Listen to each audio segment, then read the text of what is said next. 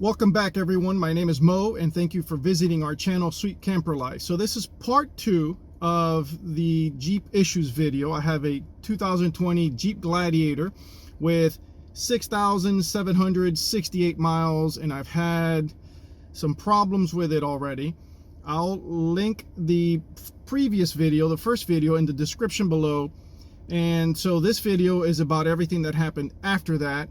So stay tuned. There's some weird stuff that I was told, and we'll find out what the outcome is.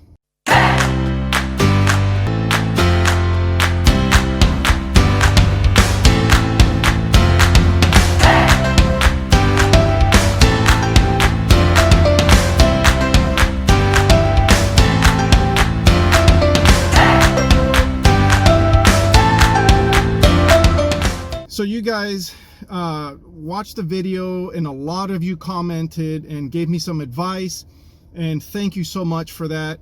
And so here are some of the stuff that you guys were either asking or commenting, and I felt on some of those I should respond.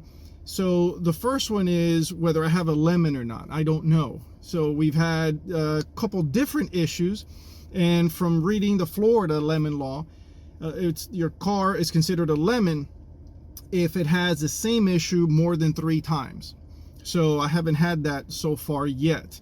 The other comment was what I do for a living. So this is a quick little intro video as to what I do for a living, so you guys have an idea.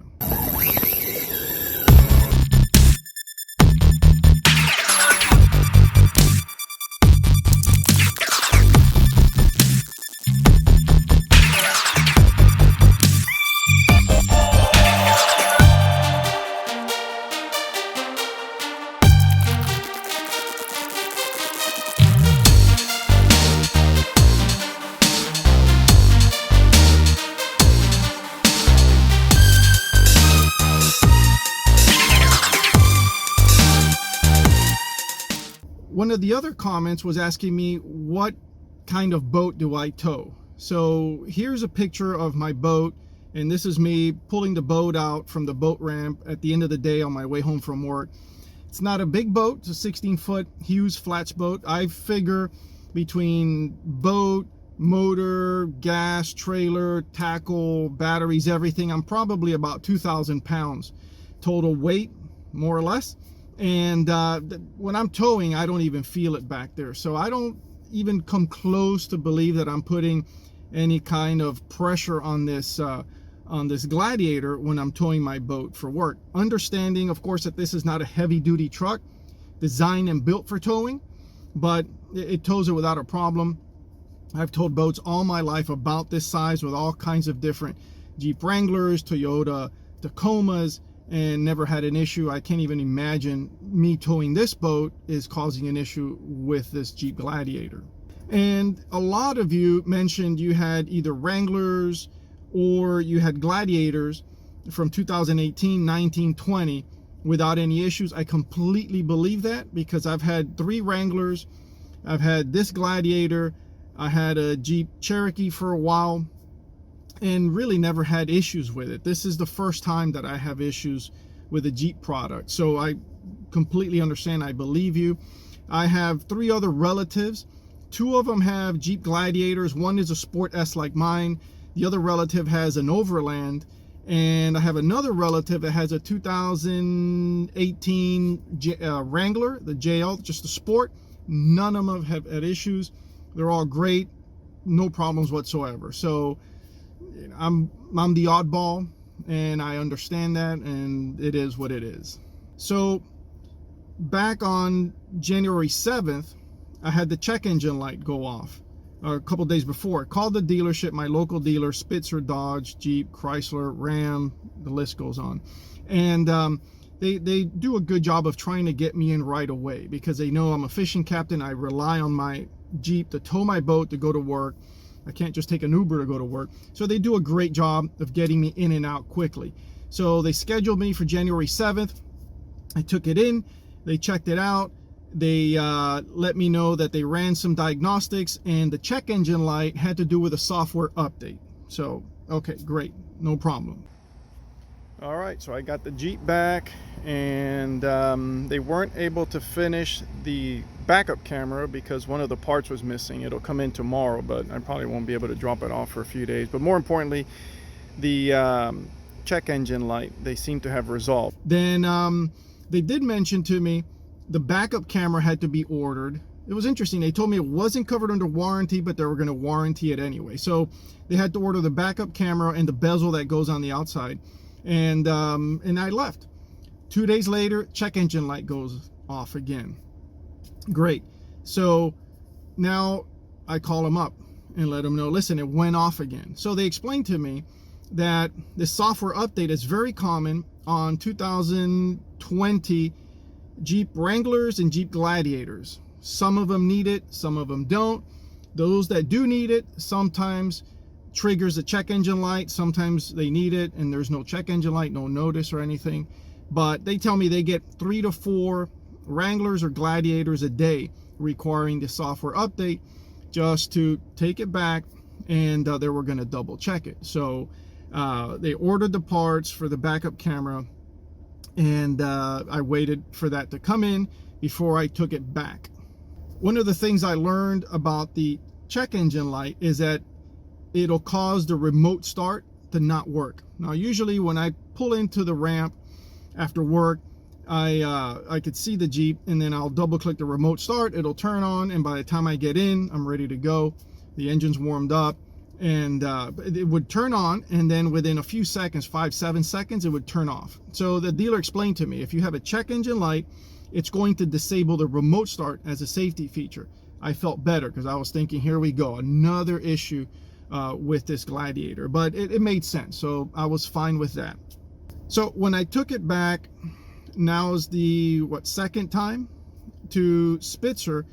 They already had the camera, so they put the camera in, they installed it, which by the way is great, really high definition camera. I love that thing, really high quality. I had also bought some rims from another Jeep owner, and so I wanted the dealer to swap out the factory rims that I had for these, and they told me it was going to be about $100 to get it done, no problem. So I took in the Jeep, they replaced the camera, they swapped out the rims, and then they did the check engine light again. They checked it out. Turns out it was a bigger deal than just a software update. So turns out what they found out is that the catalytic converter has 2 O2 sensors, and when they checked it, both sensors were reading differently when they should be reading identical. So they determined, after doing some pressure checks to check welds and everything in the catalytic converter, that the sensors were bad. So now they had to order a new catalytic converter. Of course, it's covered under warranty, but they told me it was safe to drive, go for it. They'd call me when they got in, and that was on Friday. And so they ordered the catalytic converter on Friday, and then by Monday afternoon they were calling me, letting me know that it was in. So I scheduled the service for Tuesday, which worked out perfect. So I drop it off on Tuesday. They gave me a rental, which worked out great because I had to be in North Florida Tuesday afternoon. So this worked out perfect for me. So Tuesday I turn in my Gladiator. They're fixing it under warranty. They give me a rental, and I go up to North Florida and do everything I had to do up there, come back. So I ended up putting 700 some odd miles on a rental car, not on the Gladiator, while the Gladiator was being fixed. So it was perfect. It couldn't have worked out any better. And to make things even better for me, they called me Tuesday afternoon, letting me know, hey, your Gladiator's ready. Come pick it up. Let them know that I'll be there Wednesday afternoon. And they took really good care of me. Now, this is something interesting the dealer let me know. So I had mentioned to them when I was on my way camping to Naples, I had that issue with the power loss and all this kind of stuff. And I took it to the Naples dealership, and that it was the valve cover gasket that leaked, and leaked oil all over the O2 sensor, which caused all kinds of issues, and they replaced both.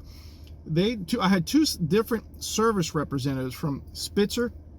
One of them, which I've known for a long time because they used to work on my Silver Sport, and then on my black Rubicon, and obviously now the Gladiator.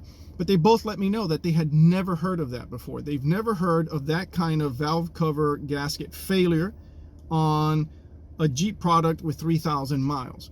In addition to that, they couldn't understand how that made any sense and how that would ruin the sensor, and then the sensor would cause all kinds of issues just because of the valve cover gasket and everything. So they told me they've never heard of that, but I guess anything is possible. So the end result is I didn't want to make this video yet. I wanted to drive my Gladiator for a few days to make sure that it was fine. I didn't have more lights coming on or anything. So far, so good. I've put on a couple hundred miles on it, maybe 200, and I haven't had any issues. Everything is running great. I got to tell you, I understand as a former customer service trainer that service is key. And things will happen, negative things, bad things will happen, inconveniences will occur. But it's all in how you try to take care of that customer. And I have to tell you, I was disappointed with the issues that I've had so far with my Gladiator, but I am very happy in the way that the dealers and Jeep have treated me so far.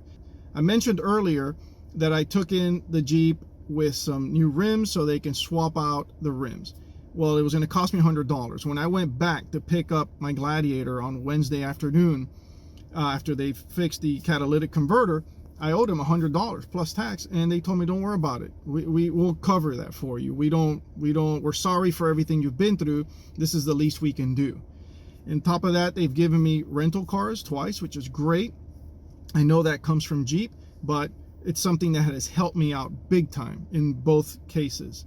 So I really am impressed, and I'm satisfied with the way I've been treated at both dealerships. And I got to tell you, I love my Gladiator. I hope this is the end of it. I hope I can go back to posting camping videos and stuff like that. But so far, so good. And thank you so much for watching. If you guys have any questions, feel free to comment below.